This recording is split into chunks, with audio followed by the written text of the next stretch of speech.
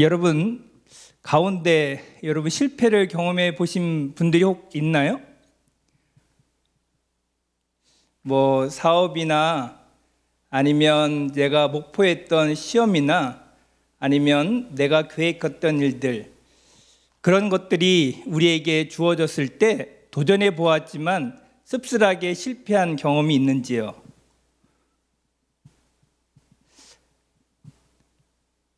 잠시 제가 대답할 기회를 드리겠습니다.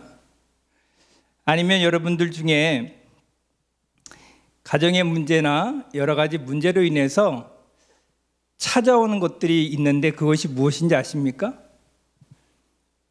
실패를 경험한 우리가 경험했을 때 찾아오는 것이나 문제를 만났을 때 찾아오는 것, 그것은 고통입니다. 여러분이 사랑하는 사람들이나 아니면 혹 내가 불의의 사고를 당했을 때 찾아오는 것, 고통이죠. 병들었을 때 찾아오는 것, 고통입니다. 그래서 우리 삶에 있어서 고통은 늘 되어지는 것 같아요. 내가 원치 않는 일들의 결과로 인해서 찾아오는 것, 고통입니다. 그러면 여러분들 이 고통을 우리가 맛으로 표현한다면 여러분들은 어떻게 표현할까요? 고통의 맛 경험해 보셨죠? 그 고통의 맛을 내가 표현하는데 어떤 식으로 우리가 표현할 수 있을까? 우리 인간에게는 혀로 느낄 수 있는 맛이 있어요. 네 가지의 기본적인 맛이 있는데 그것은 쓴맛, 단맛, 신맛, 한 가지 더 짠맛. 이게 기본적인 우리가 느낄 수 있는, 혀로 느낄 수 있는 맛이에요. 이 네 가지의 맛을 기본적으로 느끼는데 이것이 조합되어지고 섞여지면 여러 가지 형태의 맛이 약 200여 가지의 맛으로 우리가 느낄 수 있다고 합니다. 이것이 우리가 느낄 수 있는 그런 혀로만 알 수 있는 그런 맛이라고 표현할 수 있죠. 근데 여러분, 혀로만 맛을 느낄 수 있나요? 제가 좀 전에 드렸던 질문처럼 마음으로 느끼는 맛도 있어요. 그래서 우리가 고통이라는 이 단어가 우리가 경험했을 때 어떤 맛으로 표현될 수 있을까? 아마 죽을 맛이지 않을까? 아니면 절망을 느꼈던 맛이 아닐까? 어떤 분들은 극도의 스트레스를 받은 맛, 정신줄을 놓을 정도의 그 맛이다라고 표현할 수 있다는 겁니다. 그렇기 때문에 우리는 고통을 싫어합니다. 고통의 맛을 느끼기를 절대적으로 싫어합니다. 나만 그런 거예요? 아니죠. 내가 사랑하는 사람이나 나의 친척이나 친구, 가족들이 고통당하는 것을 싫어해요. 이건 인간의 본능입니다. 근데 여러분 아십니까? 우리는, 그리고 내가 사랑하는 사람은 고통받는 것을 싫어하는데 내가 타인에게 고통 주기를 원하는 것, 얼마만큼 고통 주기를 원하느냐, 그 고통을 안겨줌으로 인해서 상대방으로 인한 내 희열을 느낀다는 거예요. 그래서 사람이 사람을 고통스럽게 하면서 죽이는 그런 처형 방법들이 역사적으로 많이 기록되어 있습니다.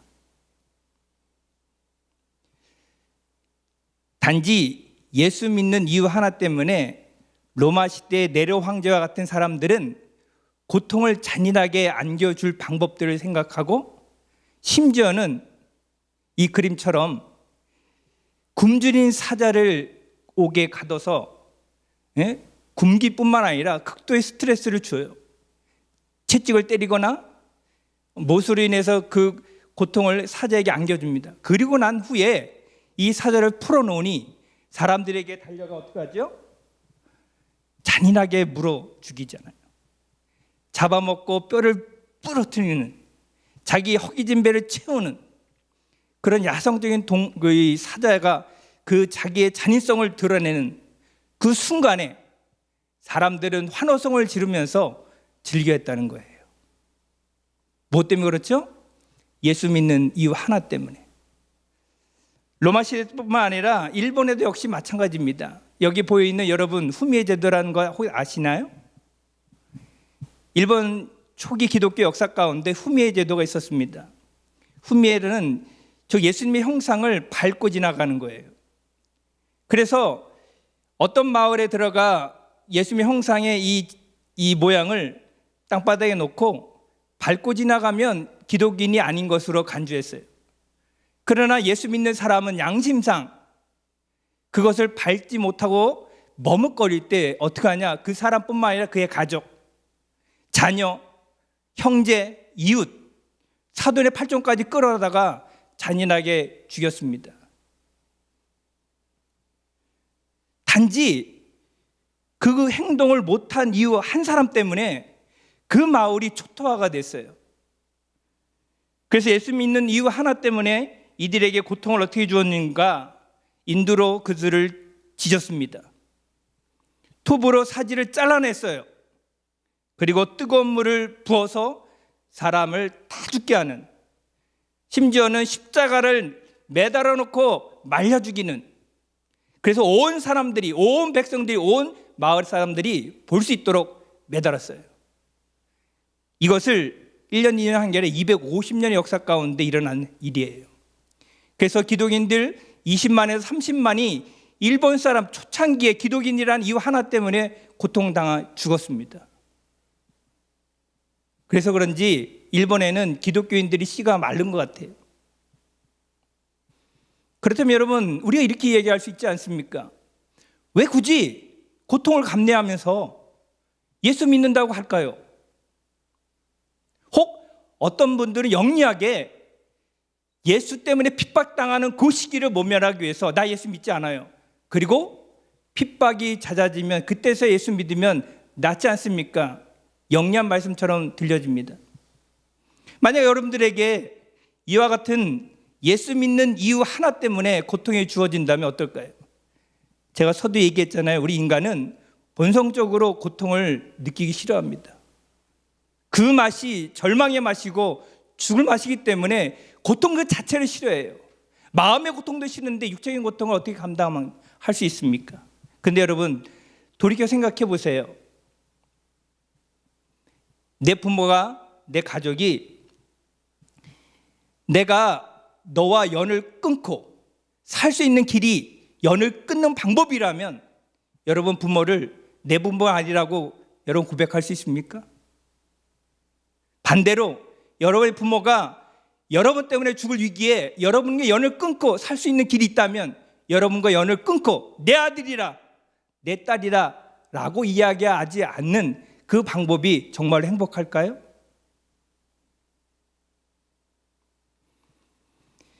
가족이란요, 이 땅에서 살 수 있을 때, 살아갈 때 죽는 순간 외에는 끊기지 않는 것이 혈연 관계예요. 그래서 가족입니다. 그렇다면 하나님과 우리와의 관계는 이 땅에서의 관계만 되어진 것이 아니라 영원한 내세 가운데도 이어지는 관계이기 때문에 엄밀히 따지면 우리는 하나님과 우리의 관계는 영원한 관계로 끊을래야 끊어낼 수 없어요. 그래서 사도 바울은 우리 본문 읽은 말씀 맨 마지막 39절을 보면 하나님의 사랑에서 우리를 끊을 수 없다라고 선언하고 있어요. 그러므로 우리가 나 살자고, 내가 고통받는 이유가 너무 힘들고 어려웠다고 내가 하나님 모른다라고 하면 여러분 어떨까요? 하나님의 마음이. 그래서 오늘 본문 말씀을 다시 한번 우리가 기억하면서 읽었으면 좋겠어요. 다시 한번 읽어볼까요? 시작. 자기 아들을 아끼지 아니하시고 우리 모든 사람을 위하여 내어주신 이가 어찌 그 아들과 함께, 이 부분이 중요하니까 같이 볼까요? 모든 것을 우리에게 주시지 아니하겠느냐. 이게 무슨 말이에요? 하나님이 모든 것을 주시지 아니하겠느냐라는 말은 모든 것을 준다는 것이죠.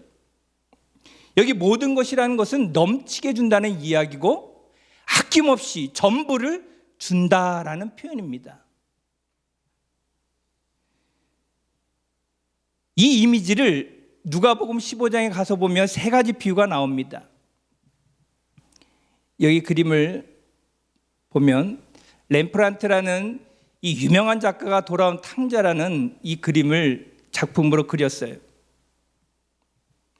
이 작품 속에 보면 집 나간 둘째 아들이 아버지 유산을 다 탕진하고 허랑방탕한 생활 후에 그가 다시 돌아오는 그 모습을 그린 작품이 바로 렘브란트의 유명한 돌아온 탕자라는 이 작품입니다.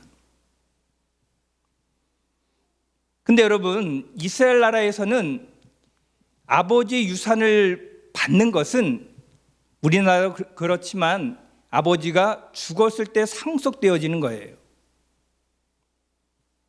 절대로 아버지가 살아있을 때는 자녀가 불효자처럼 불효녀처럼 아버지의 유산을 받을 수가 없어요. 근데 이 집 나간 둘째 아들은 아버지가 살아있음에도 불구하고 유산을 받아 아버지 곁을 떠났는데 먼 나라로 갔대요. 먼 나라로 가서 자신이 일궈가는 그 생활 가운데 허랑방탕하여 모든 재산을 탕진했다라고 되어 있어요. 그러니까 이 아들은 착한 아들이에요? 아니죠. 불효자죠. 이미 자신의 마음속에 아버지가 죽었다고 선언하고 아버지의 재물을 상속받은 거 아닙니까? 그것도 아버지 곁을 있는 것이 아니라 먼 나라로 가서 허랑방탕하여 재산을 다 날리고 난 후에 어떻게 합니까? 완전히 망했고 알거지가 된 상태에서 성경의 표현대로 보면 그 나라의 돼지와 함께 주염염매를 먹고자 하되 주는 이가 없다. 그런 표현이에요. 그러니까 완전히 망했죠. 완전히 거지와 같은 그런 모습의 아들이 자신의 모든 것을 잃어버린 신세가 되었죠. 그런 가운데 이 아들이 생각낸 것이 뭡니까? 아버지의 품으로 돌아가자라고 하고 그가 돌아가는 모습 가운데 그린 모습. 이 작품이 그런 모습이죠. 여러분, 우리가 이해가 되지 않는 것은 뭡니까? 여기까지만 보면 아들이 무척 잘못되고 그리고 만약에 아버지께 돌아가면 어떤 일이 벌어질 것처럼 보이는데 그 이후에 등장하는 이야기는 어떻게 되죠? 아버지의 그 모습은 돌아온 아들을 부둥켜 안고 입 맞추고 그리고 손에 가락지를 끼우고 좋은 옷을 입히고 잔치까지 베풀어요. 이해가 되십니까, 여러분? 저와 여러분 같으면 어떻게 할까요? 이 아들을 붙잡아 놓고 매우 심하게 때리거나 꾸지람을 통해서 이 아들에게 교훈하면서 네가 돌아오는 조건이 아버지가 원하는 조건이면 들어오고 그렇지 않으면 나가, 이렇게 이야기할 텐데 성경에는 그런 표현이 하나도 없다는 거예요. 좋은 아버지 이미지 상이라면 교육해야 되잖아요. 그렇죠? 좋은 아버지라면 매로써 다스려야죠. 왜요? 못돼 먹었으니까. 근데 성경은 그렇게 표현하지 않습니다. 근데 요 비유만 그렇습니까? 그 다음 등장하는 잃어버린 양 비유와 그 다음에 잃어버린 드라크마 비유를 통해서도 보면 어떻게 우리가 이해가 될 수 있는 이 비유입니까? 경제적인 논리상으로 이해가 도저히 되지 않아요. 여러분, 양 한 마리를 잃어버렸어요.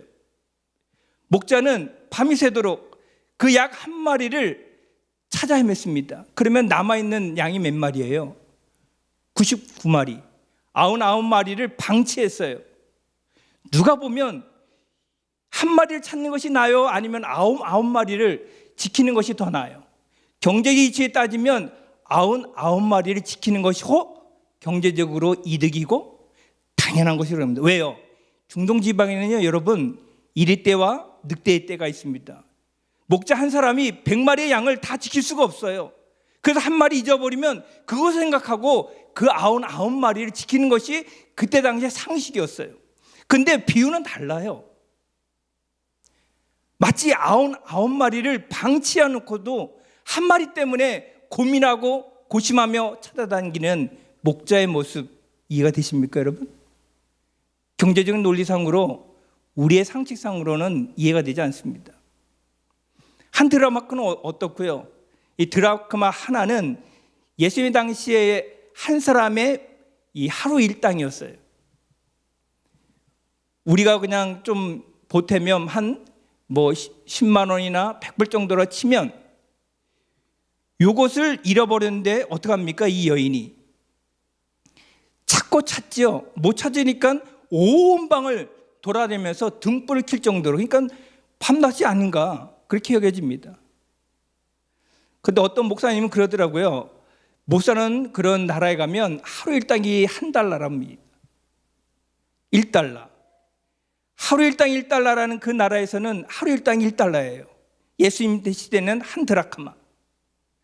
근데 자기가 갖고 있는 것, 그것을 우리 같으면 하루 일당으로 나가서 일을 한다든가 아니면 그것으로 장사하면 그것보다 더 많은 이득을 얻을 수 있어요. 근데 이 여인은 이 한 드라크마를 찾기 위해서 밤새도록 아마 찾아 헤맸는지 몰라요. 언제까지요? 찾을 때까지요. 온 집안을 다 뒤져가면서 그것을 찾아 헤맸습니다. 결국엔 찾아내죠. 근데 더 황당한 것은, 더 이해가 가지 않는 것은 그 다음 말씀이에요. 찾음에 어떻게 하죠? 너무 기뻐서 동네 사람들을 모아놓고 잔치를 벌려요. 한 드라크마를 잃어버렸는데 동네 사람들과 함께 먹고 마심에 있어서 적어도 몇백 불 나가고 몇십만 원 나가고 많이 나가면 몇천 불 나가지 않을까요? 이해가 되십니까? 1달러를 잃어버렸는데 내가 100불을 쓰면 경제적인 논리 가운데 이해가 되시냐고요? 상식적으로 맞지 않잖아요. 왜 돈을 쏟아가면서, 왜 낭비를 해가면서까지 이 여인은 그렇게 한 드라크마를 찾을까? 왜 예수님은 이 세 가지 비유를 연달아 이야기하면서 무엇을 우리에게 들려주기 원하시는가? 저는 이 관점에서 볼 수 있는 것이 낭비입니다. 낭비. 너무 과소비예요. 경제적인 관점에서 보면 낭비하는 것이 우리의 상식으로는 맞지 않지만 성경은, 하나님은 그렇게 기록하고 있다는 거예요. 무엇을 보여주고 있는 겁니까? 하나님의 사랑이죠. 사랑. 하나님의 사랑. 모든 것을 주셨다라는 것을 보여주기 위한 하나님의 낭비하심. 이 모든 것 가운데 가장 큰 낭비가 뭘까요? 자기 아들을 아끼지 아니하게 주셨다. 어디서요? 십자가에서요. 어떻게 신이 내려와 어떻게 자기 아들을 고통 가운데 십자가에 매달아 죄인의 모습으로 죽일 수 있는 그런 범상치 않는, 그런 누가 보기에 상식 이상의 그런 행동을 할 수 있어요. 우리 인간은 고통받는 것을 결코 싫어합니다. 내가 사랑하는 사람이라면 더더욱 싫어해요. 그래서 하나님이 예수님을 십자가에 달려 돌아가시게 할 그 순간에 어떻게 하셨습니까? 대낮인데도 불구하고 깜깜하게 했대요. 얼마나 보기 싫었으면, 그 마음이 얼마나 찢어졌으면 온 세상을 암흑으로 만들었을까? 하나님은 왜 이와 같은 낭비의 사랑을 쏟아서 우리에게 주셨을까? 이유가 무엇이죠? 하나님이 이와 같은 고통, 이와 같은 아픔, 왜 우리에게 이렇게 주시는가? 그것은 하나님의 낭비하심입니다. 사랑의 낭비랄까요? 넉넉하게 주기 위한, 여러분에게 넘치도록 주기 위한 낭비 아닙니까? 온 세상을 주셨어요. 그리고 여러분이 지금 살아갈 수 있는 모든 공기와 자연 환경과 여러분의 소중한 가족도 주셨어요. 그 가운데 여러분들은 길러지고 있잖아요. 그죠? 어떤 불의한 그런 곳에 팔려가거나 그거에 잡혀있지 않잖아요. 불의한 사고로 죽지 않고 우리가 이 땅을 살아가잖아요. 누구의 돌보심입니까, 여러분? 누가 여러분들에게 낭비로서 이 가운데 여러분들을 키워가고 있습니까? 여러분 자신이 그렇게 키워간다고, 자라난다고 생각하지 마세요. 우리 주변에 우리를 사랑하는 손길들이 많이 있음을 기억하시기 바랍니다. 그 모든 손길이 다 낭비예요. 하나님의 낭비하심. 여러분들을 향한 하나님의 전폭적인 사랑의 낭비하심. 이것이라는 것이죠. 조금 주는 게 아니에요. 무작정 주시는 것이죠. 대가를 바라지 않아요. 모든 것을 주시기 원하시는 거예요. 그래서 아들까지 아끼지 않는 하나님이 무엇까지 주시느냐? 여러분에게 천국까지 선물하시는 것이죠. 이 땅에서뿐만 아니라 내세를 향한 하나님의 사랑을 보시기 바랍니다. 이런 말씀을 드릴 때 여러분 마음 가운데는 어떤 마음이 들어야 될까요? 고통받는 것 싫다고 이야기했잖아요. 고통받는 거 싫으면 사랑받는 표현이라도 해야 되잖아요. 하나님이 여러분을 사랑한다는 그 사랑을 내가 받았다면 사랑한다는 표현에 대한 감사가 있어야 되잖아요. 우리는 이 땅을 살아가면서 하나님의 향한 사랑에 대한 고민이 필요한 시대가 아닌가 생각되어집니다. 너무 많은 것을 받았기 때문에 오늘도 복, 성공, 잘 되는 것, 건강한 것 그것만 찾아요. 그러나 역사 가운데는 우리가 있기까지 고통 가운데 죽어간 그 사람들이 있다는 거예요. 왜요? 예수 믿는 이유 하나 때문에. 내가 하나님을 사랑한다는 그 이유 하나 때문에 그것을 지켜서 자신의 생명까지 내오는 역사적인 그런 역사, 기독교 역사 가운데 그런 분들이 있잖아요. 우리 그분들은 순교자라고 이해하지 않습니까? 여러분들은 예수님을 내가 사랑한다고 언제 고백해 보셨습니까? 좀 전에 여러분들이 기도를 했는데 얼마만큼 간절하게 하나님 앞에 내가 하나님 사랑합니다 라고 고백해 보셨습니까? 경제적인 논리로 이론적으로 따져보면 여러분들은 그렇게 귀한 존재가 아니에요. 여러분들을 하나님이 이렇게 사랑하기까지 여러분들을 구원하기 원하는 그런 열망이 여러분들 향한 하나님의 사랑이지만 제가 보기에 여러분들 보기에 그렇게 하나님의 사랑을 받을 그런 존재가 아니라고 생각합니다. 그렇죠? 왜 그렇습니까? 여러분이 하나님 향한 사랑이 뜨겁지 않기 때문에 그런 것이죠. 뜨거운 사랑을 하는 사람은 뜨겁도록 사랑한다고 고백을 하는 것이 당연한 거고 감사가 있는 것이 당연한 거예요. 예배 자리가 나오는 것이 감사가 있어야 되고 그 고백을 우리가 오늘 이 시간에 예배 가운데 우리는 반드시 해야 됩니다. 왜요? 예배는 일주일에 한 번 드려지고 하나님 앞에 우리가 나아가는 예배는 하나님 앞에 진정으로 드릴 수 있는 기회가 한 번이 될 수밖에 없다는 것이죠. 그럼에도 불구하고 수많은 시간이 지나가는 것처럼 수많은 예배가 거쳐가는 것처럼 수많은 예배 가운데 내가 그냥 자리에 앉아서 그냥 있는 것처럼 지나간다면 그 사람은 하나님을 사랑하는 사람이 아니라고 생각합니다. 인간도 여러분 한 예화를 들고 말씀을 마치려 하는데 이찬수 목사님의 설교 예화 가운데도 나오는데요. 어떤 분이 생일 선물로 꽁 한 쌍을 받았어요. 그래서 이 지인으로 인해서 받은 이 꽁을 정말 애지중지 키웠습니다. 거의 2년에 가깝게 키웠는데 이름도 지었어요. 꾸꾸라고. 정성을 들여서 키웠기 때문에 이 사람은 어디 놀러 갈 수가 없어요. 꾸꾸 때문에. 그리고 자신과 함께 잠을 자기 때문에 어디 나가서 외박을 할 수 없어요. 만약 외출을 해서 외식을 한다면 빨리 먹고 돌아오는 그런 일을 했습니다. 왜요? 꾸꾸 때문에. 꾸꾸를 키우니까 꾸꾸가 너무 예뻐요. 그런데 여러분 어느 날 청소를 하다가 창문이 조금 열려진 틈에 이 꽁이 놀라서 날아가졌어요. 잃어버렸어요.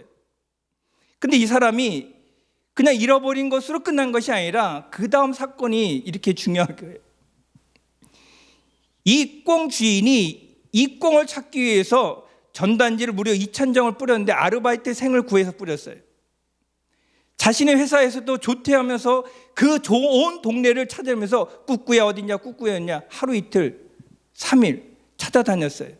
심지어는 조류 박사인 새 박사라고 알려진 윤무부 이 경희대 명예교수님을 찾아가 꽁의 습성 가운데 꾸꾸가 어디 있을지를 자문으로 구했어요. 이것이 화제가 돼서 동아일보, 조선일보, 아침뉴스까지 나왔는데 이 아침뉴스의 헤드라이트가 뭐냐면 위대한 꽁 사랑이라고 나왔어요. 타이틀이. 꽁 하나 찾기 위해서 사례금 100만 원을 여기 걸고 찾아다는 거예요. 결국에는 동네 주민의 제보로 4일 만에 자신의 집 주변에서 찾게 됩니다.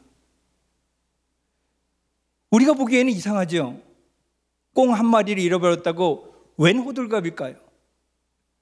왜 이렇게 꽁 찾기에 그러는 혈안이었을까요? 이 사람의 주인의 입장에서 보면 꽁은 자신의 가족이었다는 것이죠. 자신이 갖고 있는 돈을 써가면서, 그리고 자신이 갖고 있는 이 시간들을 아깝지 않게 써가면서 꽁 한 마리를 찾기 위해서 그렇게 애타하며, 그리고 그렇게 수고스럽게 찾아다니는데, 이 꽁을 만났을 때 울면서 그가 안겨주고 안아주고 입맞춤해주고 하는 말이 다시는 헤어지지 말자, 이렇게 이야기했다는 거예요. 꽁 한 마리가 이 주인에겐 그렇게 귀한 것이죠. 마찬가지 아닙니까, 여러분? 하나님의 시각으로 보고 주인의 시각으로 보면 꽁 한 마리가 자식에게 귀정한 것처럼 하나님이 여러분 한 사람 한 사람을 귀하게 여긴다는 것은 거짓이 아닙니다. 여기 나와 있는 수십 명보다 수백만 명보다 여러분 한 사람을 하나님은 기뻐하셔요. 여러분 한 사람 때문에 고통 당하셨어요. 그리고 그것을 사랑의 표현으로 낭비하셨다는 거예요.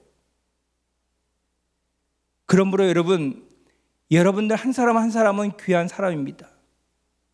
잃어버린 아들을 찾기 위한 그런 노력이나, 잃어버린 양을 찾기 위한 그런 노력이나, 잃어버린 드라크마를 찾기 위한 그런 노력처럼 하나님은 여러분을 찾고 있고 기다리고 있고, 오기만 하면 안아주시고 아무런 이야기 없이 여러분들을 위해서 하나님이 주실 수 있는 모든 것을, 전부를, 예수 그리스도를 여러분에게 주기를 원하세요. 여러분 마음 가운데 주님이 여러분을 노크하면 여러분 마음을 열고 주님을 맞이한 그 사랑의 쓰나미와 같은, 파도와 같은 그 사랑을 경험하시고 느끼시고 여러분도 표현했으면 좋겠어요. 왜요? 여러분들은 천하보다 귀한 사람이며, 제가 지난번에 이 설교했듯이 귀한 존재이기 때문에 하나님은 그만큼 여러분들을 보기를 원하시고 기다리고 계신다는 거예요. 이제는 여러분 차례 아닙니까? 여러분의 반응이 있었으면 좋겠어요. 그냥 이 자리에 앉았다가 그냥 돌아가는 것이 아니라, 예배에 출석했다고 출석 체크하는 것이 아니라, 하나님 앞에 내가 하나님을 나도 사랑한다는 고백을 했으면 좋겠어요. 그래서 여러분, 나도 하나님을, 주님을 사랑합니다, 이 시간 그런 고백을 같이 했으면 좋겠어요. 그러므로 여러분들이 하나님의 사랑을 받은 존재란 그 존재를, 그 사랑을 받았다는 그 증거를 여러분 스스로가 표현했으면 좋겠어요. 자, 이 시간 같이 기도했으면 좋겠습니다.